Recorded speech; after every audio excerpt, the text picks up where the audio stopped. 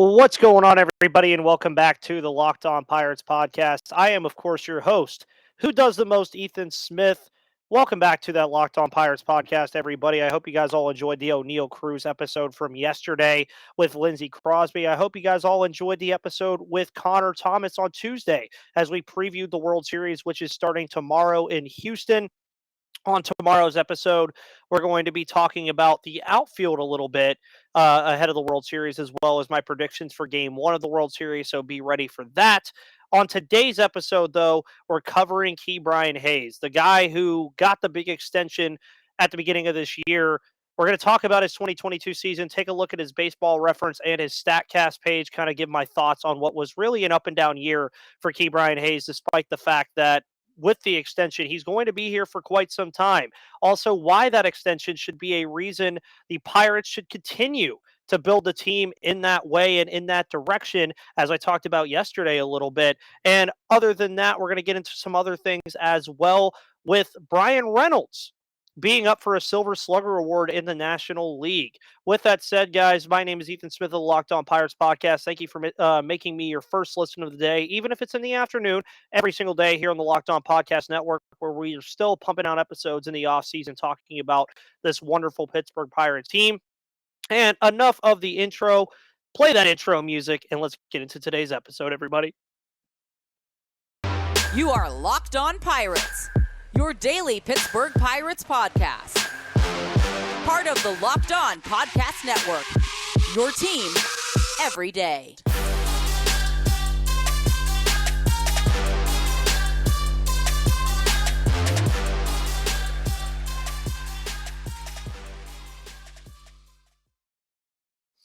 And welcome back to that Pittsburgh Pirates podcast, everybody. As mentioned earlier, make sure you follow me on Twitter at MVP_Ethan or at Locked On Pirates for all of your news on the Pittsburgh Pirates, as well as up-to-date analysis and when episodes drop on YouTube, Spotify, Odyssey, Google Play, or wherever you get your podcasts. It is Thursday, October 27th. The days are dwindling down of my age 23 year. I will be 24 this Sunday.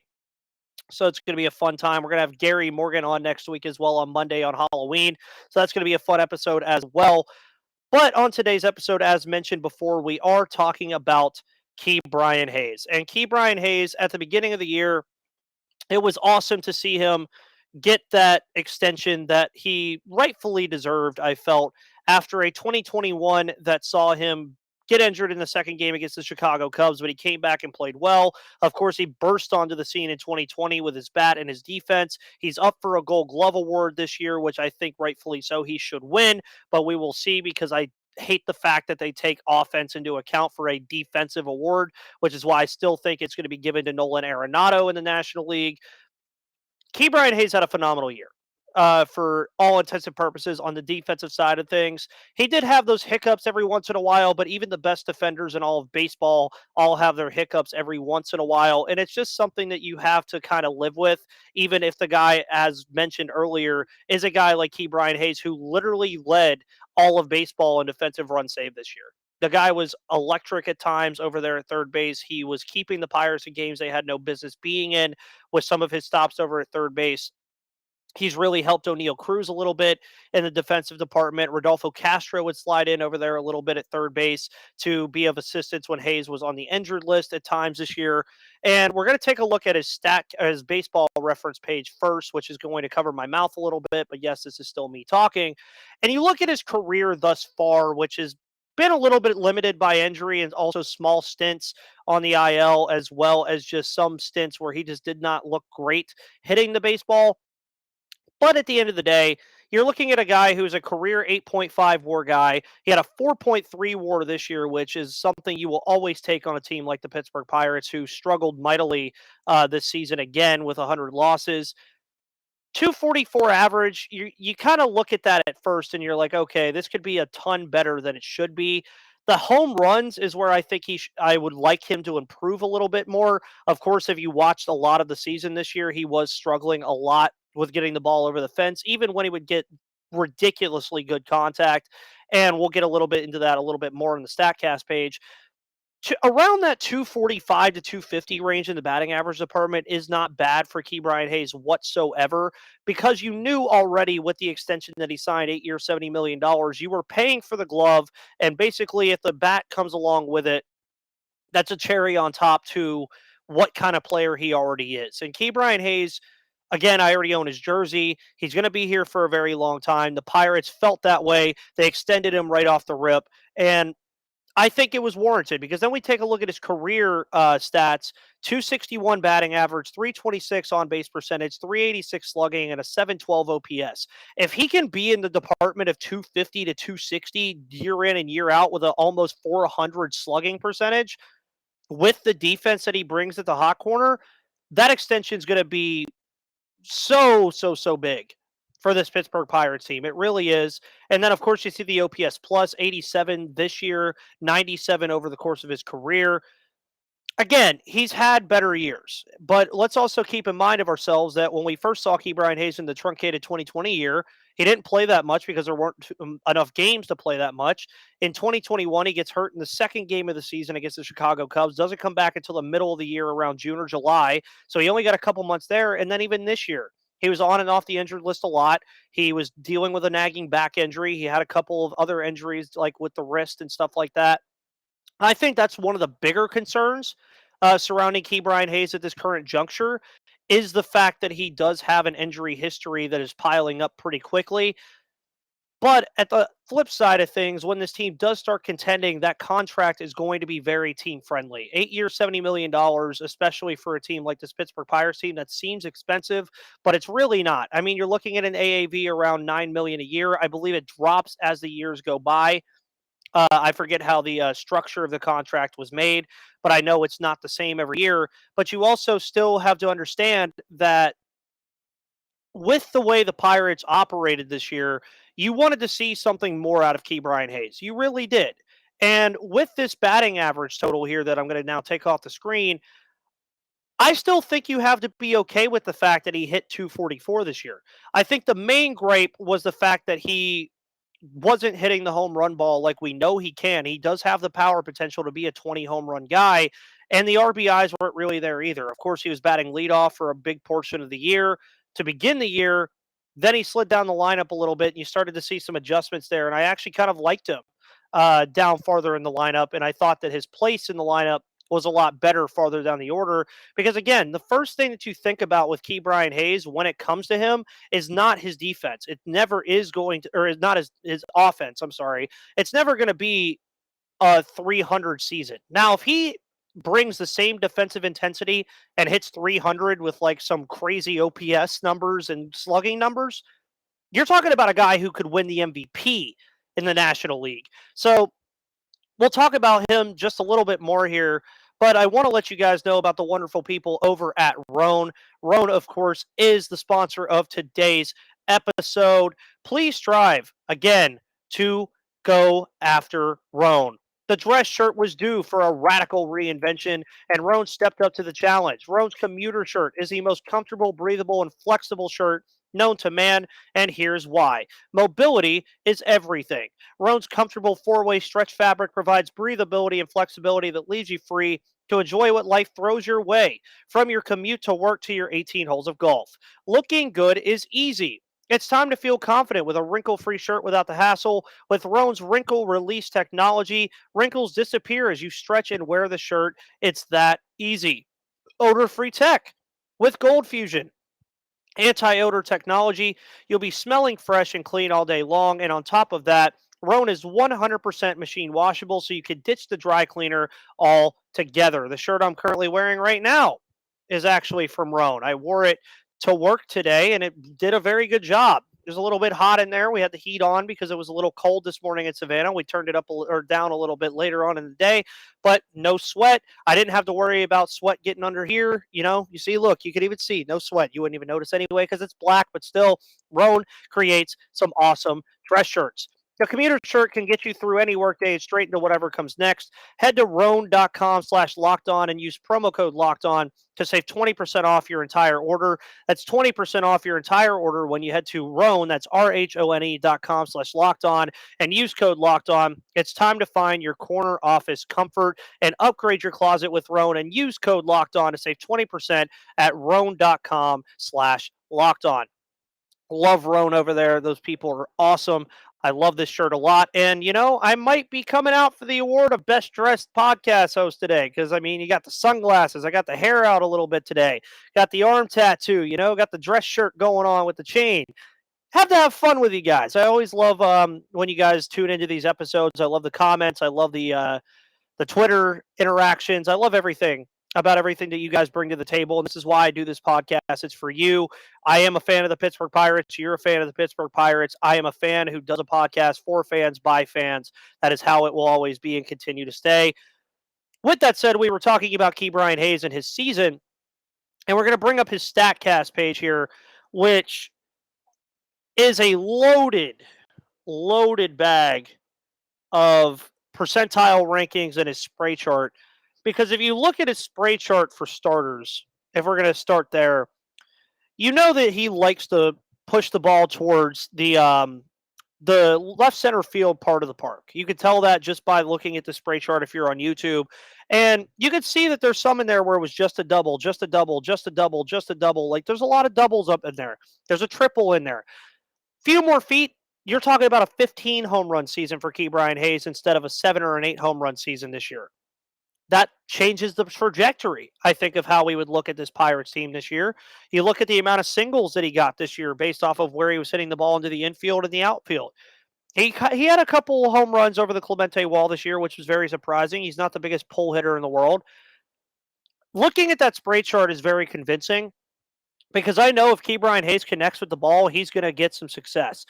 That's where we turn to the wonderful 2022 MLB percentile rankings. Average exit velocity, 85th percentile. Max exit velocity, 89th percentile. Hard hit rate, 84th percentile. When you look at that, you have to take that into account of the fact that he was hitting the baseball hard. But barrel percentage, 13th percentile. K percentage, 44th percentile. X slugging percentage, 20th percentile. Kind of iffy. That's where you get into the part of, yeah, he's great when he does make contact with the baseball, but also, it gets a little frustrating when you look at that barrel rate because that's the difference between those singles or doubles and home runs. That's really the big difference here with Ke'Bryan Hayes. So, of course, I'd love to see that barrel percentage increase by a lot. I really would. His whiff rate, though, and this is where I'm going to get into a very fun part of this, is based on balls percentage, 55th percentile. Whiff rate was in the 75th percentile, which means he was very, very disciplined at the plate, which I love to see this year. His chase rate was 63rd percentile. Sprint speed doesn't really speak into this, but it was a 64th percentile. That speaks volumes to me because with Andy Haynes being the hitting coach this year, we already had our frustrations with him pretty early on in the year. I'm taking a drink real quick, guys. I'm sorry. You had his frustrations this year with Andy Haynes, and I feel like you could feel it with Ke'Bryan Hayes a little bit extra just because of the fact that there were certain pitches I know that Ke'Bryan Hayes could do amazing things with this year that he was just staring right at because he was being patient. And, it's one of those things where the Pittsburgh Pirates probably as a team, and I haven't looked at the StatCast rankings for everybody, probably didn't have a high whiff rate because they were just so patient at the plate all the time. Now, of course, we talked about O'Neal Cruz yesterday. He had a pretty high whiff rate. And you can understand why they would have a pretty high whiff rate all around because of the fact that they stuck themselves in 1-1, 0-2 counts like all the time. But when these boys, including Ke'Bryan Hayes, get their barrel on the ball, they are doing something with it. Now, Ke'Bryan Hayes, again, to mention, I really want to see more of a barrel percentage here. I want to see that percentile maybe at least get into the 30s or the 40s next year, which is very hard to do. And you did see the adjustments in Ke'Bryan Hayes' swing this year. He had a good amount of them. It worked out for him when he was hot. When he wasn't, his defense was still there, which speaks to that 99th percentile outs above average on the StatCast rankings, which is just absolutely phenomenal. I don't even give a rat's tail about 29th percentile arm strength. I mean, yeah, you're at third base, but who really cares if you have a 99 outs above average? If I had to put Ke'Bryan Hayes' 2022 season into a microcosm or a review, I would say that you got what we expected from him. You didn't really get anything out of the ordinary from Ke'Bryan Hayes this year. Of course, you would like to see the max exit velo speak a little bit more to the batting average, speak a little bit more to the RBI total, speak a little bit more to the home run total. But that's also something that just comes with time. If he's going to have a max exit velo above the 80th percentile and an average exit velo above the 80th percentile, that kind of stuff is just going to come naturally. It just really will. And his hard hit percentage being an 84% as well, all three of those things speak very highly into how I think 2023 is going to be kind of a breakout year for Hayes. And that's very weird to say because, I mean, he already broke out in 2020. He had some good moments in 2021, and he had some really good moments this year too. But I think 2023 has the potential to be the year that Ke'Bryan Hayes takes that major step forward offensively while also keeping that same energy defensively where he's in the 90th plus percentile outs above average. He's up there in the top in defensive runs saved. That's the kind of thing that I think Ke'Bryan Hayes is going to be next year. Now, when I say this, I'm not saying he's going to be that 300 hitter with like a 700 OPS. Not saying that's going to happen here or 800 OPS. I think you could see him realistically, and we're going to go back to his baseball reference here real quick before we go back to the StatCast so you guys can take a look at it. I could see him near his career batting average and his career on base percentage. That 18 home runs is very interesting to me because I think if he stays healthy and fixes that barrel rate issue, which we'll go back to here, he has a chance to match, if not exceed that number in 2023 while also still being the defensive wizard that he is over at the hot corner. That's what I think his ceiling is in 2023. I think he could be around 265, 270, 18 to 20 home runs, going back to this again, around that same OPS and the same slugging number and the same OPS plus number, maybe even a little higher with the home runs. That's something that I could really see Ke'Bryan Hayes being. But at worst at this point, let's just sit here for a second and think of the at worst scenario here. The real only thing that could happen, which probably won't, is that Ke'Bryan Hayes takes a step back defensively, takes a step back offensively, and then you're like, okay, what are we doing with this extension? I just think his defense is so good that you will never have to worry about that as a problem in his game. You're just not going to have to worry about it because he's just that talented and just that gifted defensively. He really is. And going back to the earlier point I made about the extension that he signed this year, realistically, that extension was a low risk, high reward because you didn't really overpay for Ke'Bryan Hayes. Again, if you were to take the annual estimated value or the annual accumulated value, AAV as we know it, every single year, it'd be just below $10 million. If you're telling me over that span of 8 years that Ke'Bryan Hayes is a finalist for the Gold Glove 6 out of those 8 years and is batting around the realm of a career 245 to 250, that's more than worth it. Look at Dansby Swanson.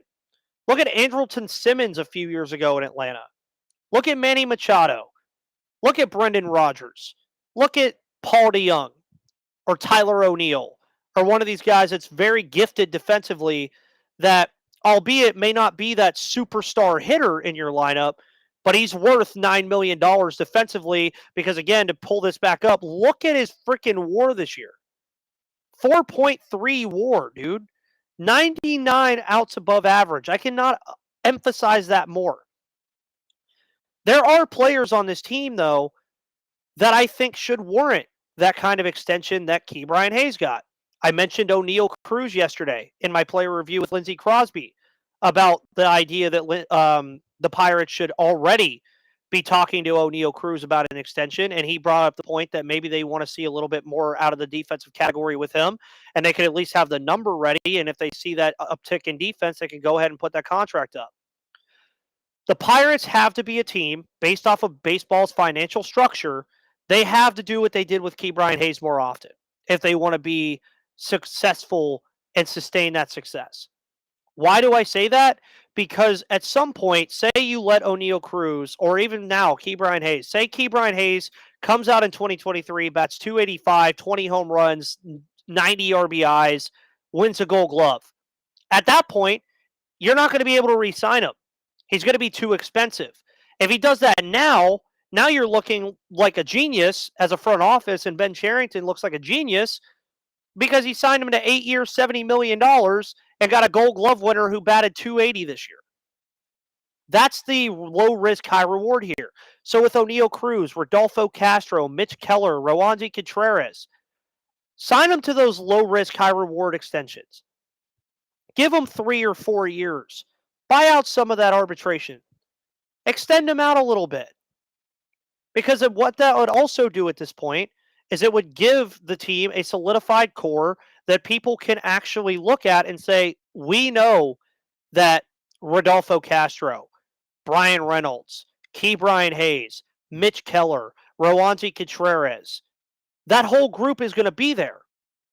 Then you're going to supplement it with Quinn Priester, Endy Rodriguez, Liover Peguero, Nick Gonzalez, Matt Gorski, Connor Scott.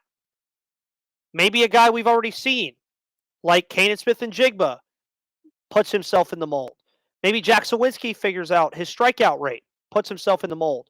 So I think that Ke'Bryan Hayes extension has to be a building block for what this team wants to do for the future. Sign these guys early, because the Pirates have seen it happen way too many times where these guys outlive their contracts in Pittsburgh without ever talking about an extension.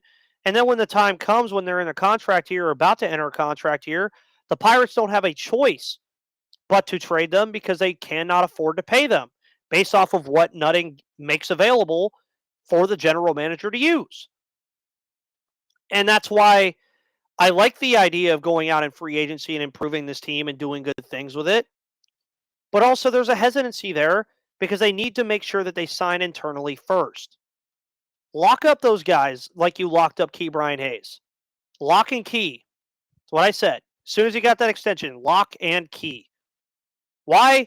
Because now, as a Pirates fan, you know I can comfortably, as of right now, go buy a Ke'Bryan Hayes jersey with the intent that he will most likely be here for the next half decade. Not too many rebuilding teams can say that about a lot of players they have on their roster. Go out and do it with Mitch Keller, who had a career year. Go out there and do it with Roansy. You already know Rowansy's only going to continue to get better.